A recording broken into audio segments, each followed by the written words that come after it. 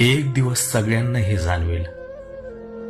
आज ज्या घरात तुम्ही प्रेमाने सर्वांवर जीव ओवाळून टाकता, त्याच घरात एक दिवस तुमचं अस्तित्व नकोसं झालेलं असेल.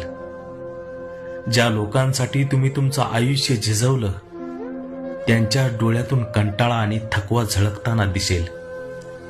ज्या हातांनी तुम्ही कधी कुणाला उपाशी ठेवलं नाही, त्या हाताने अन्न मागितल्यावर मात्र आज तुमची तब्येत बरी नाही ना, एकच भाकरी घ्या असं उत्तर मिळेल.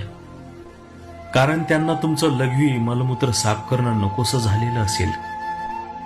तुमचं शरीर जेव्हा दुर्गंधी देईल, तेव्हा तुझ्या सोबतीला बसणं तर दूरच, कोणी तुझ्या खोलीच्या दाराशी उभं राहणार नाही. शब्दांनी माणसं जिंकणारे तुम्ही तेव्हा शब्द शून्य व्हाल, कारण ऐकणारा कोणीच नसेल.